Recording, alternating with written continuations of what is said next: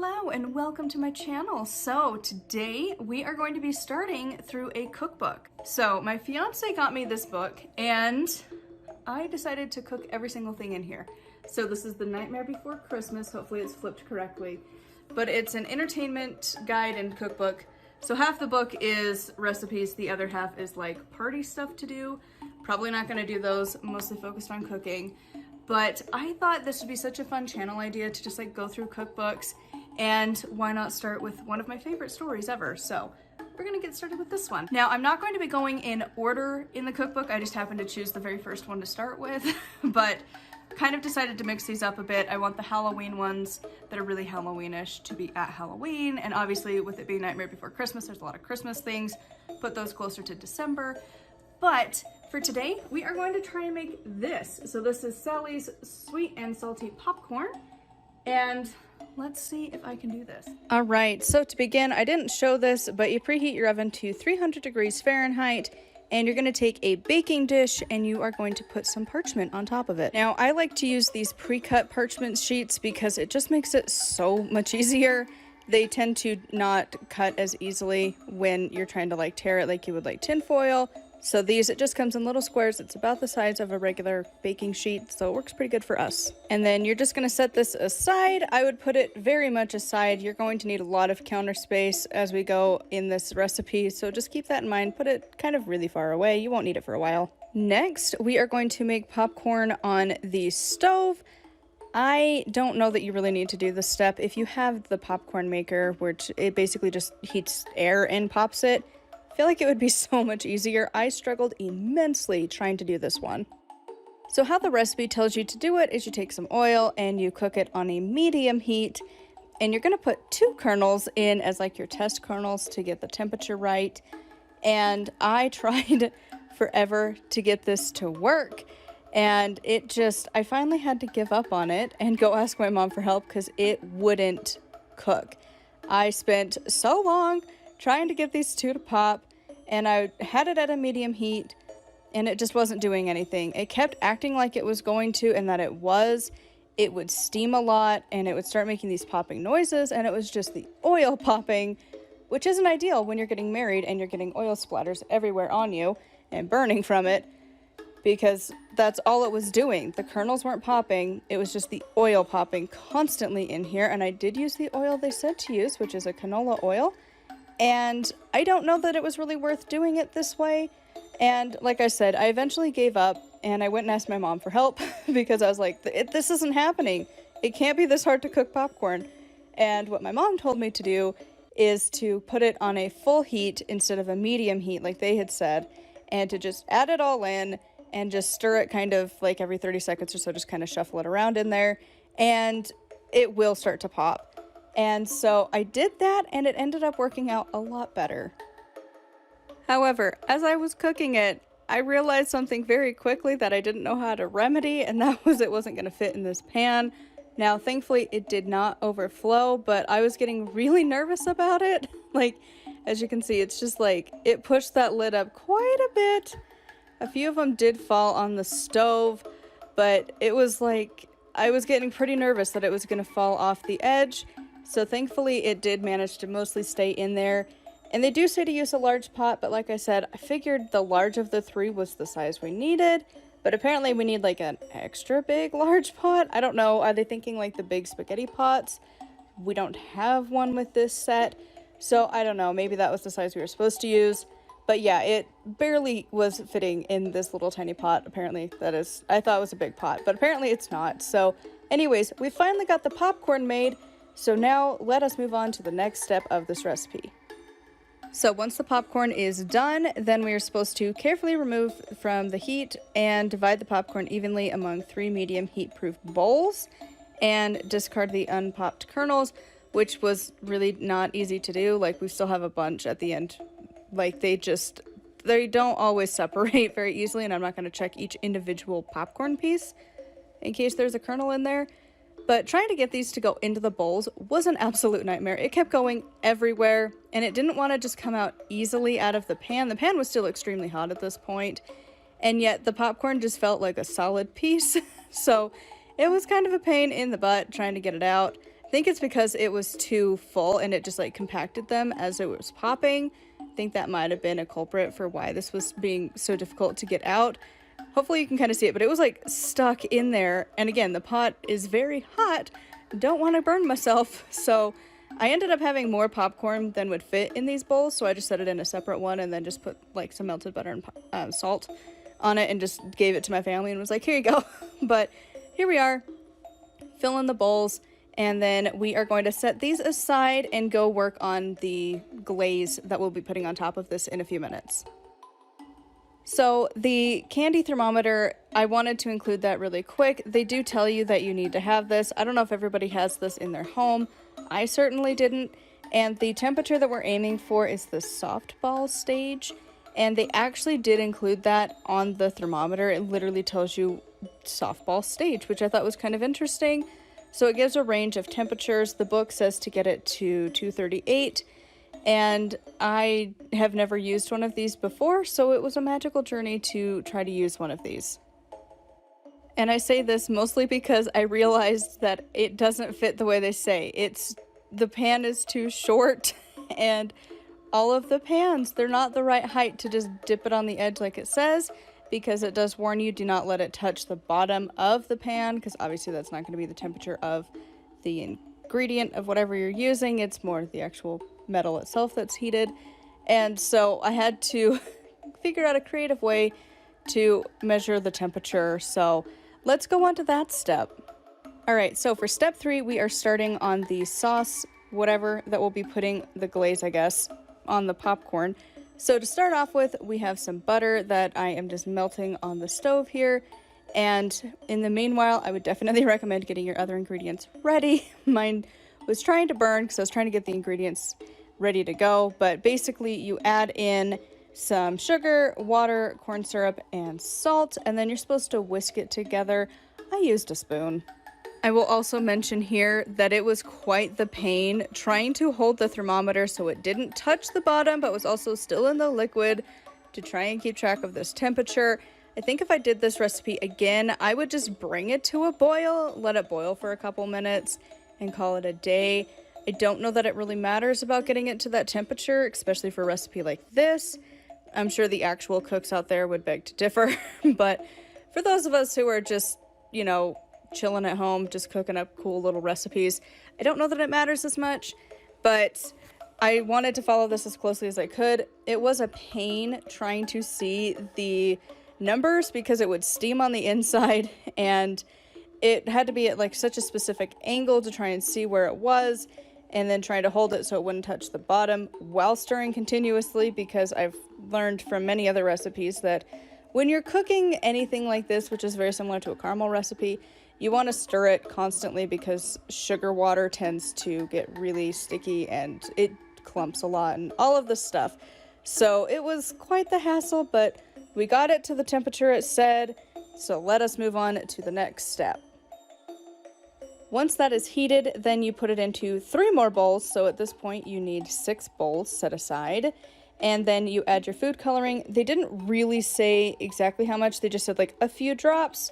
So I just measured with my heart's content. I'm sure that's more than a few drops. Didn't care. I wanted the colors to be vibrant, so that might have also led to the coloration that we ended up at the end. But here I am just mixing them in, and then I realized I needed more spoons because, yeah, I didn't want to mix up those colors too bad, but it might have turned out a little bit better so that it would have been closer to the colors that it's supposed to be.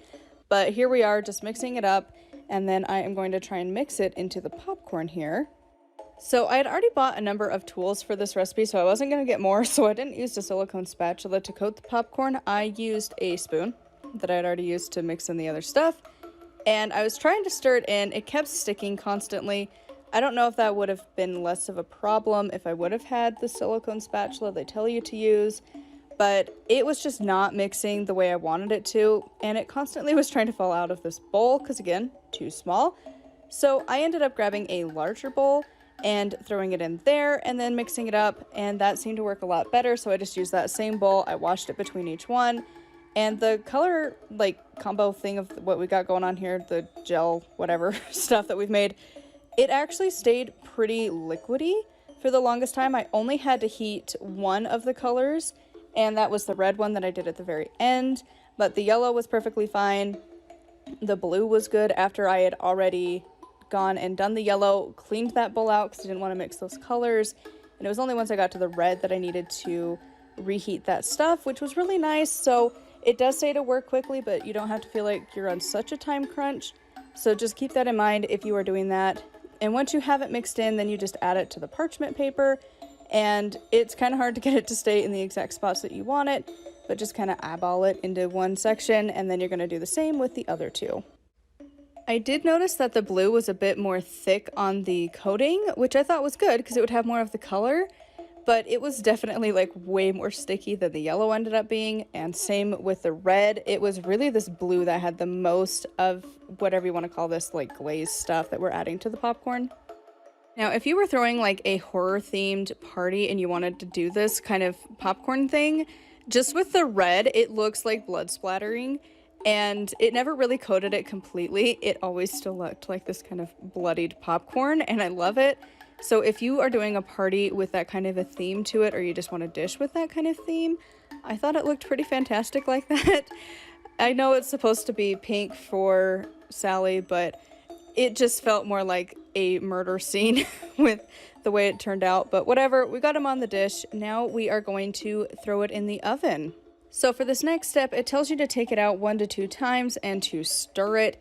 I'm not exactly sure why it has you do this, so I did the best that I could, just kind of trying to move them around a bit, and I ended up getting different spoons. Again, I didn't want to mix these colors in too much yet, and so I only did this once. I set a timer. It says to bake these for 15 minutes, stirring once or twice, so I just set a timer for 7 minutes, took it out, stirred it, as best as you could call this stirring, and then put it back in for another 7 minutes.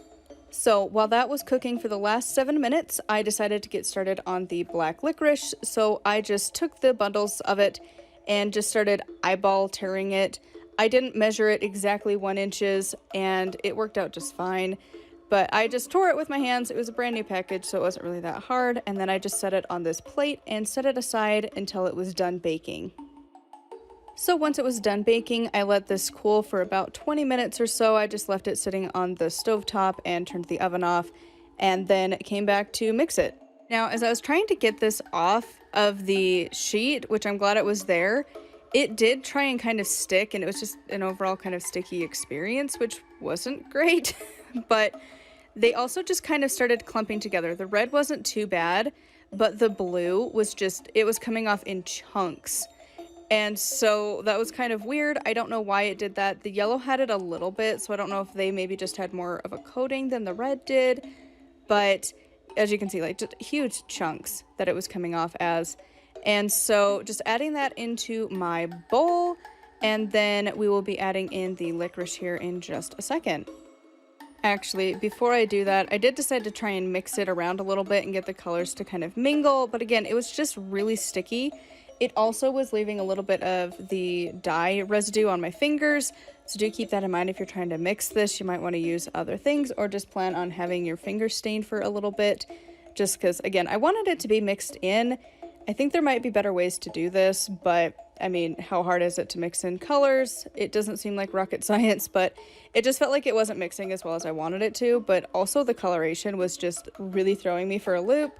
It's just not the colors I was hoping for. So anyways, here we are adding in the black licorice pieces.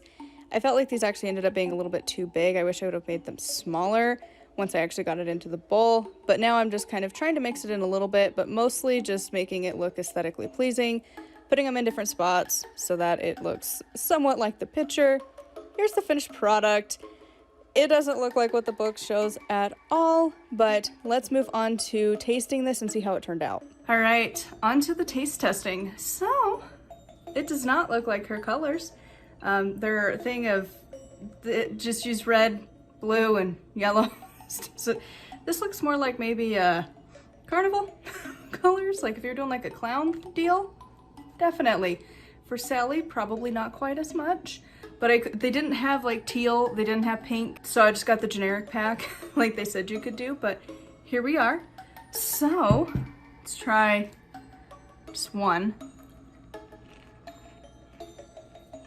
It's a lot of sugar, but it's really yummy. I'm kind of honestly more nervous. I'm not a huge fan of black licorice.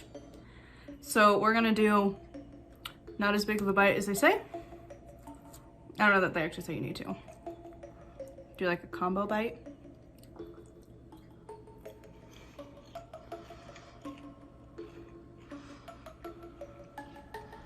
It's actually not that bad. The sweet of the whatever glaze we did on this kind of mellows the like black licorice flavor. I mean, it definitely leaves you the flavor of black licorice, so if that's not your favorite, probably wouldn't recommend. But like, together it's not bad. I wouldn't do these like, I mean, I didn't measure it, but roughly inch sizes. I would do more little bites because again, I'm not a huge fan of it. Now, if it was like the chocolate licorice, maybe, because I like that one better. The way I would probably change this is the color mostly. I would rather do just like a Halloween color. So like I was talking with my fiance and it was like probably orange and like maybe black. He was like, or purple, like, or purple. So like maybe do more Halloweenish colors than this, but overall it wasn't too bad. From start to finish, it took me about an hour and a half to 2 hours to do everything. I'm sure I'm gonna mention this, but I wish the recipe would have mentioned how many bowls that you actually need because I did not have enough prepared. So I had to like scrounge around and find various bowls that I needed, and like the sizing and stuff, it really needed to be a little more clear on, I feel like, because when you say I need a bowl, I'm gonna reach for our generic bowls, like the ones that you would use every day. And that's not the size. They mean like the big baking ones, because you need enough room to mix this, as we saw. And the little ones, it just kept falling out everywhere. And of course it didn't tell you really, I don't know, I feel like it should have said very early on, like you need 6 bowls minimum for everything, so that you have your 3 for the popcorn that you separate, and then 3 for the colors. Again, I probably could have pieced that together, but if you're just like following line by line, it's, I don't know. I just wish it would have been a little more clear at like the very beginning of like other items you're gonna need. But overall, this wasn't too bad. It wasn't terribly difficult once I could get the popcorn to pop. I don't think it would matter if you cooked it on the stove like it tells you versus like the air popper. If I'm gonna make this in the future, I'm gonna use that instead. I absolutely despise making popcorn on the stove like they have you do. As you can see, it went everywhere and it was just like bubbling over the edge. I don't love that. I would rather just put it in my little popcorn maker and then you could just swap out the bowls as you're going. I feel like that would be a lot easier. So overall, this is a fabulous little recipe to try. There's those just couple things, and I'm sure we've talked about more as I recorded. Again, I haven't done the voiceover yet. I just cooked this and then sat down and was like, okay, let's try this thing that's taken nearly 2 hours to cook. So if you're planning on this for like a party, definitely do this like the day before because it does take up a lot of time and a lot of dishes. Like you're gonna be doing dishes constantly with this one. So many spoons and bowls and things. So thankfully the like cookie sheet that we baked really wasn't that bad to clean with parchment paper, but everything else, lots and lots of food coloring everywhere. So that is going to be it for my very first cooking review. I'm going to be doing this entire cookbook. So this whole entire cookbook, I'm gonna go through and try out every single recipe, and we'll see how well these go. As we saw with this recipe, there was some steps that were a little more difficult, and I don't know why the blue was like so thick and melty. That was interesting. I'm going to be uploading the entire cookbook over the next few months, so we're just gonna be trying out every single recipe in here because of course I love cooking, and what better way to kick off the channel than with Nightmare Before Christmas. So make sure to like, comment, and subscribe. I post every single week. And until next time, stay spooky.